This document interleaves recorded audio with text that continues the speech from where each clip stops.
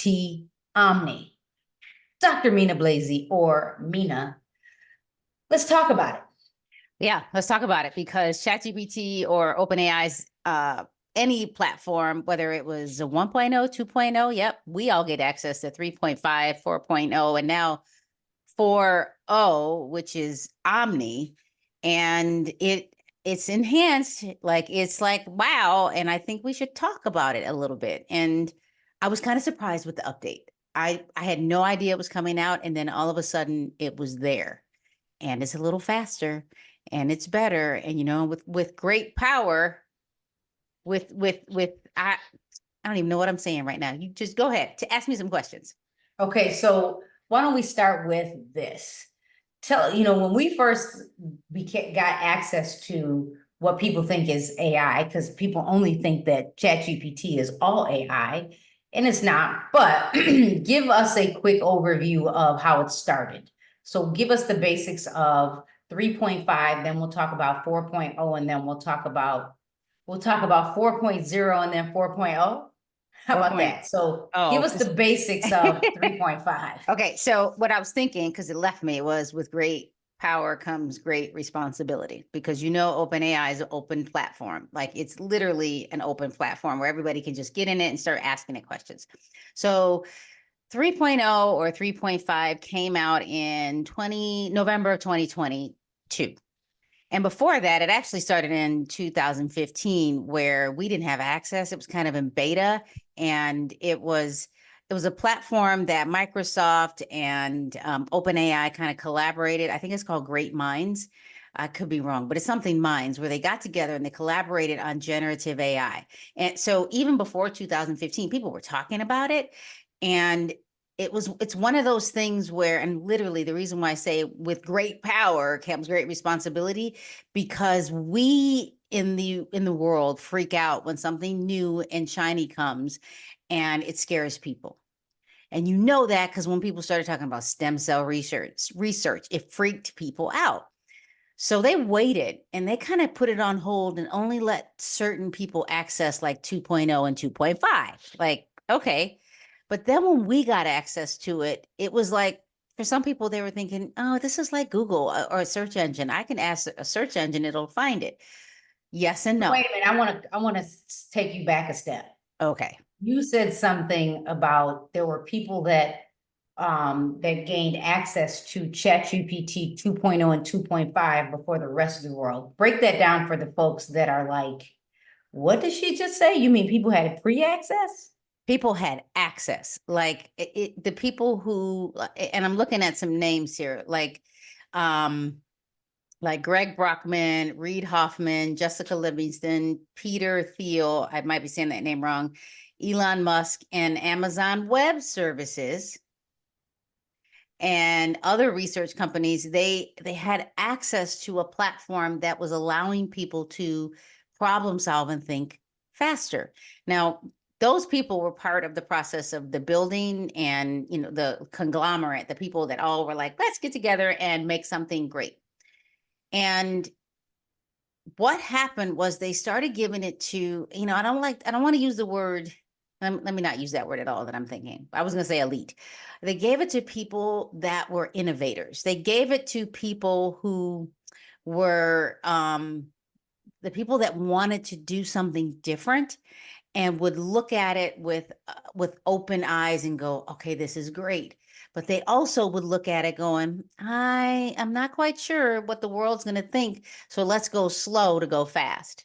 Because the moment, and they had access and they were tweaking it and training it. And what I mean by training it, there are people that sit at computers like this and they actually play with it and train it. Like, no, not that. That's not what I meant. Do this.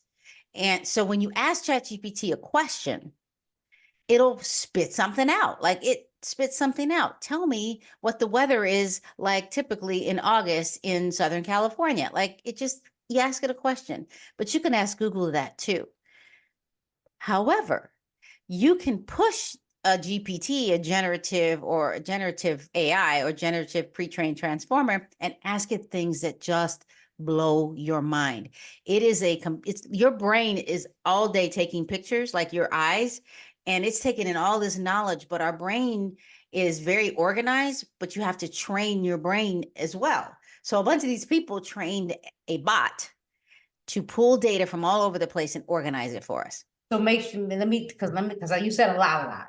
So let me go back. So you're saying that there were the innovators that got access to 2.0 and 2.5, they trained it, or they just got access to it to play with it and break it and to tell OpenAI what they wanted, like Yeah, everything, all of it. So they gave access to people like, say, you and me. They gave access, like when it came out in November of 2022, it was available and not everybody knew about it. But those of us that found out about it, we were like, oh my gosh, it can do this, it can do this, without thinking about all of the negative stuff.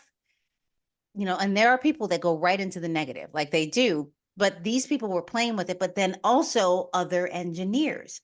Like they found other engineers. And what I mean by engineers, I mean programming engineers, Python, like programming, going, how are we going to program this so that it knows where to pull and access data? So it's trying to be as factual as possible. But when I say factual, I mean factual based on the information that it's finding, and which is probably a whole nother conversation, because factual is like you and I can have a conversation about something and we decide what fact is. Okay. So before you give them too much, I can give y'all too much. Right. I'm not saying you're giving them too much, but so they get the concept. So 2.0, 2.5 was pre the launch of November, right? Right. Okay. Okay. So then the rest of the world, I'm assuming world, maybe not the rest of the world, but let's just go with the version that everyone got access to was ChatGPT. Was it given the name 3.5, or was it just ChatGPT? No, I think it didn't say 3.0 or 3.5. I think it was just Had access. We had access. I don't quite recall.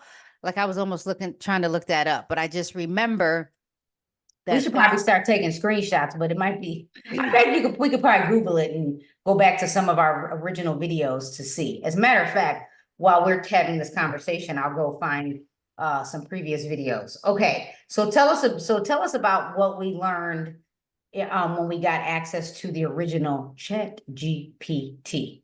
Okay, so when it first came out, even if it was 2.0, 2.5, or 3.0, or even 3.5, you could do like a transaction. You could ask it a question, or you can push it a little bit and it could give you an outcome. Like it's not just a question. You could just say, create something. Like it could do something for you. For me, like if I was a teacher and I used to write my lesson plans out, and I don't mean just like this agenda that a lot of teachers put on the board, like at this time we're going to do this, at this, like a check off list, like what you're telling kids they're going to do for the day. I mean, a full blown, this is the objective, this is what's going to happen at the end. By the time you're finished, this is the standards you're learning. I mean, like all this stuff, like it was organized.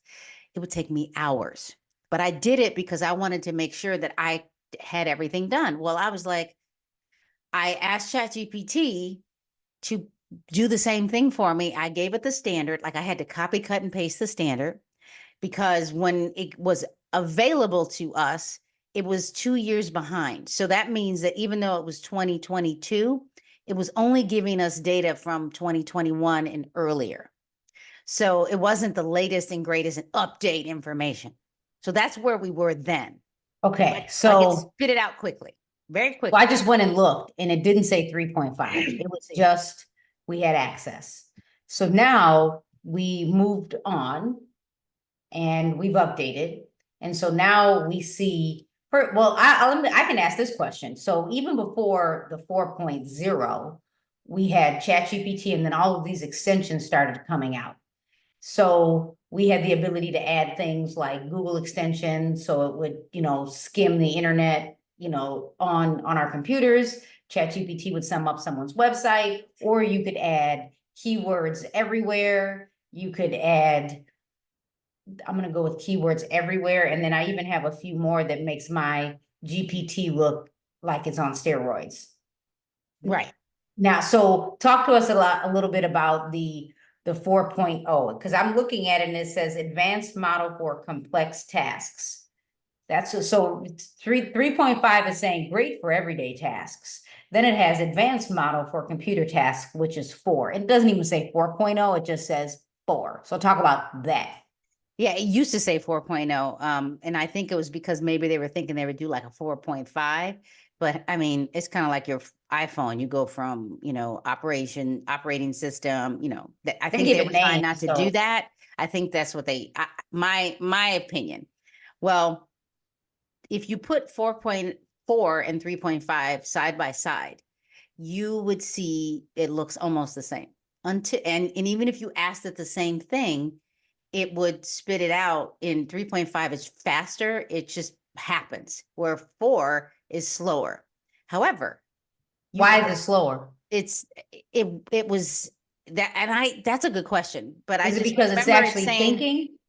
it's both of them are thinking, but it's processing. It has access to more knowledge. It has access to more updated information. Remember, 3.5 is still 2021 and earlier. It has access to the web. It doesn't won't watch a video for you, but it might access and find a video. It'll even give you links like the website address or the URL, like in, the actual output of it. Like you can click on it and you can now, there's a little paper clip there and you can upload documents. So now before you move on, because even Zoom has an update, in the top left hand corner, and I'm only saying this, is it saying live performance audio on? Did I just turn it on? It says noise suppression is okay, so this is new. So I'm just scrolling for a moment just to make sure your AI was on, but I'm assuming your AI is on. Yeah, it's Okay. automatic. So we have the 3.5, which is, it works quick, it's thinking, but the data is only through, the information only goes through September 2021. The 4 version has access to more knowledge. Do you have a date range of where that goes to? Did you say that? That came out pretty quickly, like as in, What I mean is, like, where is it pulling the information from? Is how current is the, I think my Google is reading my brain.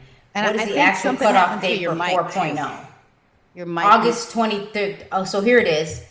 What is the actual cutoff date for GPT-4? And it's saying April 2023 is the knowledge cutoff date. So Per Google. do you hear the background? I'm just all of a sudden I think your mic changed and now there is I don't Let me go know. see. I just thought I would mention it. Like I hear I'm nothing. getting a Could be you. feedback. We'll let's go figure it out, and then we can edit this out. It's only in your when it's just interesting. What do you hear?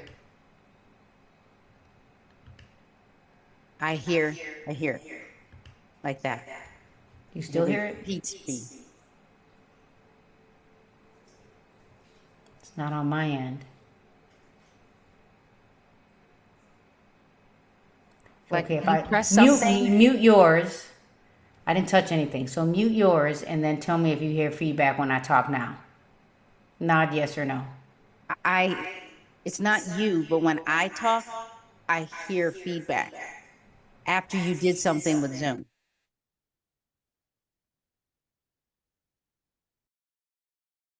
How about now? Now it's better. Okay, so let me tell you what happened. I clicked in the top left-hand corner for live performance audio. So that means that I would have to have on headphones. Okay. So we'll just edit that. I don't know how many minutes we're in, but we'll figure it out. I'll be looking like this. Okay. So back, now we learned something new. So back to, or we just leave it on and let everybody know. So back to, we talked about 2.0 or the original, call it the original. Then we have the original for the public. And then we have the switch option for 3.5 and 4.0. 3.5 goes through September 2021. That's the most recent data through September 2021. And then the most recent data for ChatGPT 4.0 is through April 2023. Oh my gosh. So we're gonna move that. And then ChatGPT Omni, let's talk about that. Oh my gosh, my camera, this is just amazing. Now my camera is wop. We're gonna have to edit this too. I'm gonna repeat what I just said so it's cleaner. Okay, So we have 2.0 to 2.5 available to the innovators. 3.5, which was available to the public in November 2022, but not called 3.5. Data is through September 2021. Now you have 4, which the data is through April 2023, and now we have 4 Omni, which is why we probably don't have 4.0 because they wanted to give it real names. yes. So let's talk about what you've learned so far with Omni. Well, I did want to just quickly say that the difference between 3.5 and 4.0 is you can upload. 3.5, everybody has access to, and 4.0, there's a monthly fee. And you can upload PDFs. At first, when 3.5 was out, you could only copy, cut, and paste so many words. Now it seems like I can almost copy, cut, and paste unlimited words, but I also can upload most PDFs. Sometimes it doesn't work, but I've uploaded 200-page documents and asked it to read a specific pages, and it does it. And then I go and verify it. So that's pretty cool. And then 4.0, I believe it was taking its time researching because it had access to more and it was slower to output, slower in, everything is all relative because slow is still really fast. And then Omni is slowly rolling out. I don't even have full access to Omni, but if you were to go to OpenAI's platform, what it's going to be able to do, 2 things. If you have, I believe it's only on a Mac operating system, but you can download it as software now on your computer. And what it's going to be able to do is you're going to be able to let it see you. And so remember, it's an open source. So you're going to be able to talk to it. And you're going to be able to ask it, like, this is what I'm doing. You see who I am. And now what do you think you can have conversations with the GPT. It's like having a conversation. You could have a conversation with it before, but now it's going to actually you can do it in voice, which you still can do on your phone. You can do it in voice and it'll spit some things out. And you know that because it has these little headphones on the right side. But the same app that you have on your phone is now accessible on your Mac operating system. It's the same one. So, yeah. So I have it on my Mac now. Because I went and Googled download ChatGPT, and it's saying, and it's called GitHub, downloading the new desktop version. I'm going to go to OpenAI because I don't know what I went to. I think you need to, it just popped up on so when I was in the online platform and I was on my Mac, it opened up at the bottom and it said download software for your something like that. And I immediately, you know how after you download it, you get a little window and you have to drag it into the folder. That's what I got.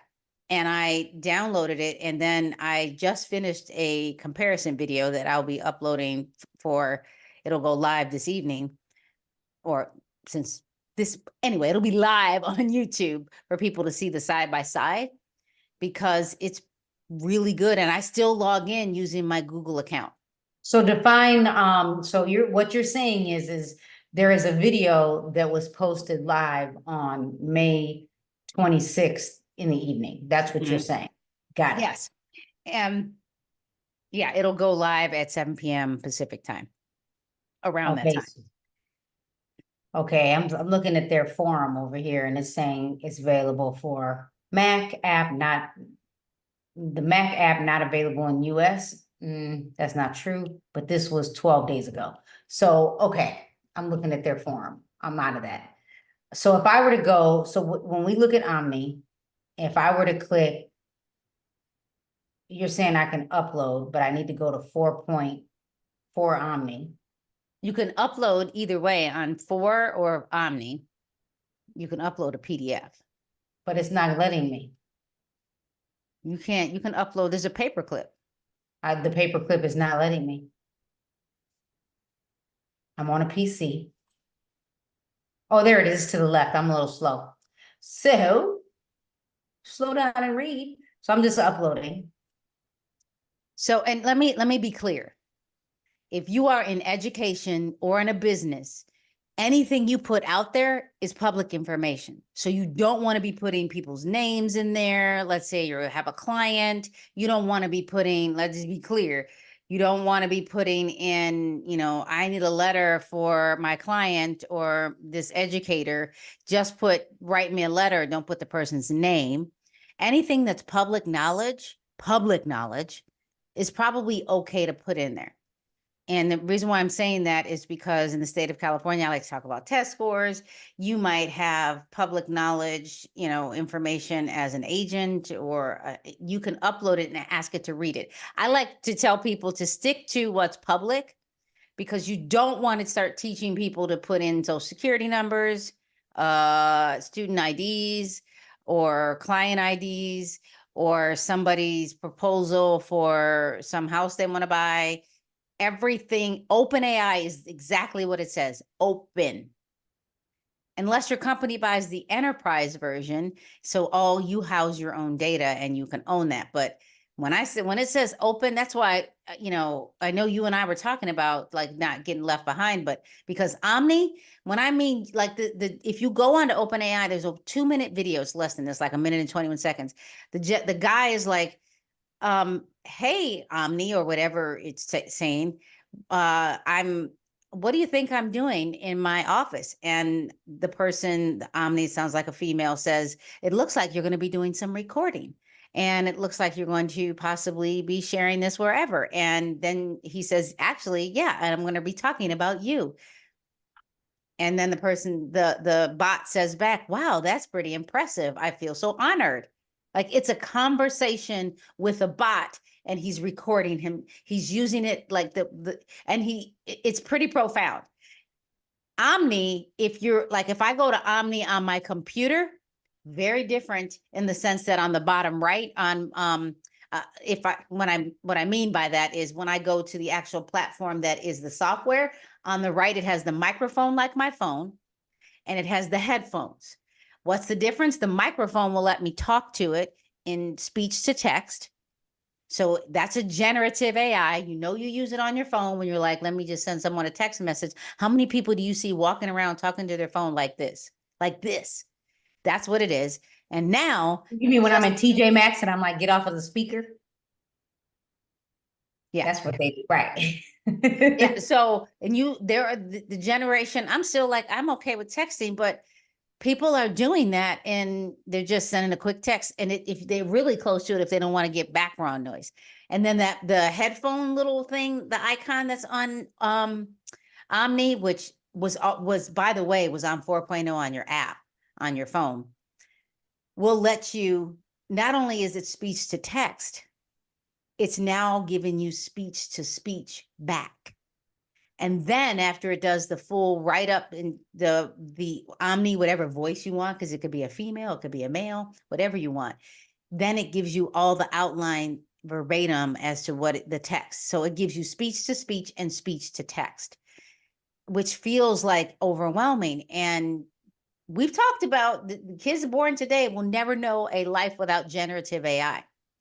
And I've always feel like, and I know I wrote And some I know notes down, I think we could literally do a 2-part series on and this we and then should. come back and talk about the next generation. So before we end, because I usually copy, cut, and paste data and I upload it into ChatGPT and I ask it to analyze it. But as you were talking and giving the history of or talking about the updates with the Omni version, I uploaded 2 data reports.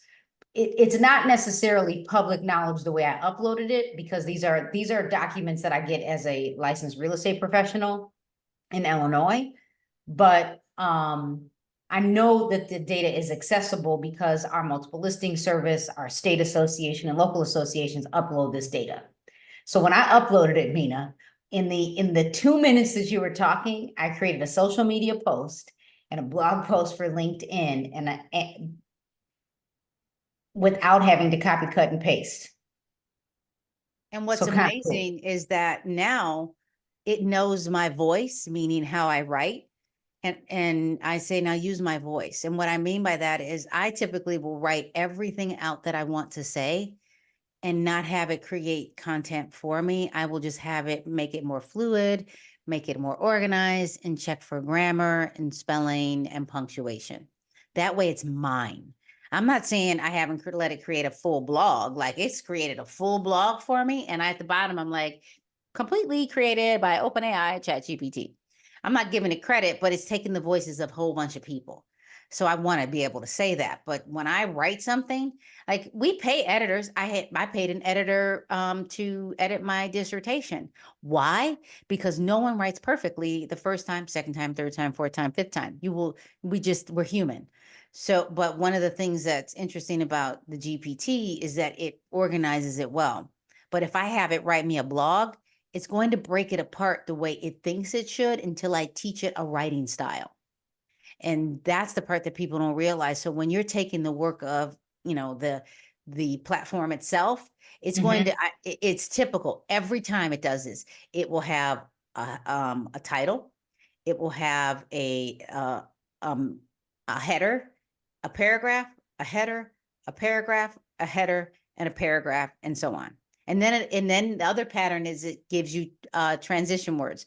First, second, conclusion, things like that, or next, or nevertheless. Like, it does that. And so I can tell you if it was possibly created by a bot.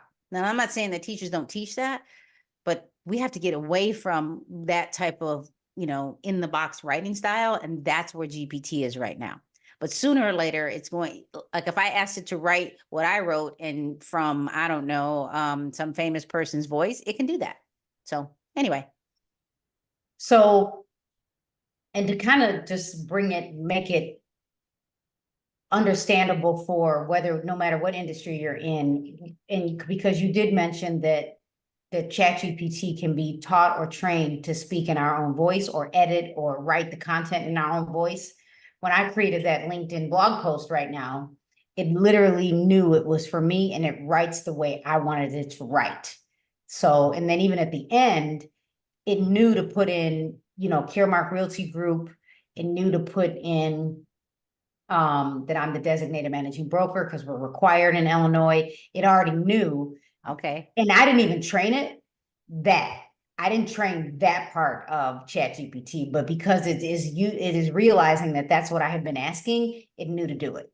Well, and that's the part of the training that it's doing. It's learning as it's going. So you may not be with purpose training it, but it has been taught to learn from the person that it's interacting with. So you are training it without Training it. Yeah, without it's learning on its own.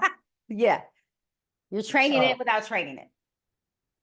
So we want to come back and share more information about technology from the education space and, the crossroads of real estate and education. But we also want to come and talk to you about tech because we both come from the tech arena. Mina comes from the science arena, math stuff that I don't even understand. All the things.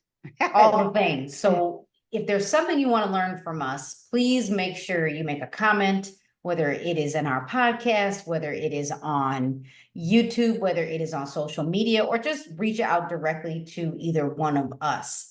I am Carrie Little, the designated managing broker of Caremark Realty Group in Illinois and in Florida.